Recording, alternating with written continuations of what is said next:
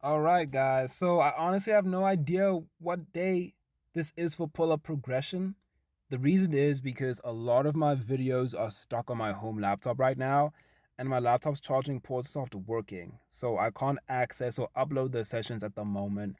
Normally, all of those videos would already be posted, but as I'm recording this, I'm actually documenting sessions weeks before they go live on YouTube.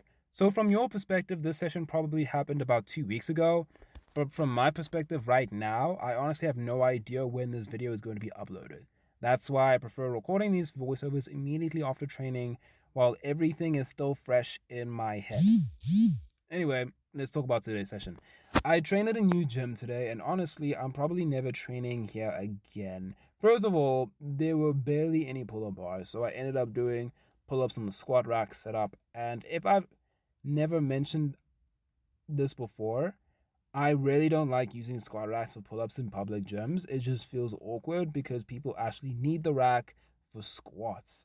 At my usual gym, there are like 10 squat racks to choose from, so it's not a problem for me to do pull ups at that squat rack. But this gym only had two, so I definitely felt a little guilty taking one over just for pull ups.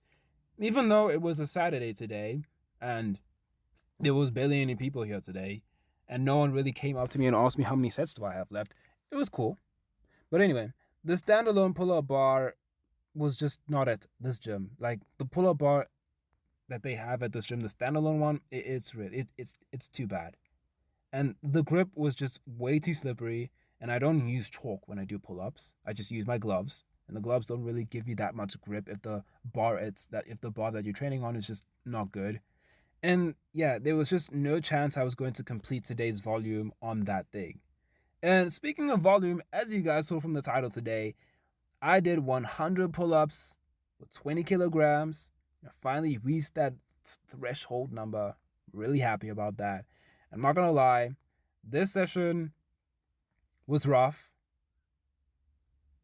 It took me around 45 minutes to complete all 100 pull ups. And since I'd taken about 5 or 6 days off from pull up training, I definitely felt weaker today. Technically, detrained is the better word. Even though I knew that was going to happen, I still came into the session expecting to feel as strong as I did 6 days ago. But, that definitely wasn't the case. The first 10 sets, where I normally rest 45 seconds between sets, felt way harder than the last session. I mean, the last session, it was so easy that I could even do full range of motion pull ups on the last set. But today, nah. I did 12 sets of 5 with 45 seconds of rest this time, then 3 more sets with 90 seconds of rest, and finally the last 5 sets with 3 minutes of rest. That's how I managed to hit the full 100 pull ups. One thing that really bothered me today was the pull up bar itself as well. For some reason, my right index finger started hurting badly, almost like I was about to get a skin tear or a callus rip. If you've ever had a hand tear before, you already know how painful that is. I actually got one a couple years ago when I was doing 100 pull ups with 50 kilograms, and I really hope that doesn't happen again here. If I tear my hand, my training's ruined. Like it's over. Like not over, not forever, but like I won't be able to do that high volume training that really helps me get stronger. But yeah, overall though, I'm not really happy with today's performance. I hate feeling weak, even when I know there's a logical explanation for it. Sessions like this fill me with doubt, and I hate that feeling because I genuinely believe I can achieve, this goal. I really do think I can reach an 80 kilogram weighted pull up at a body weight of 60 kilograms. But, when I have sessions like this,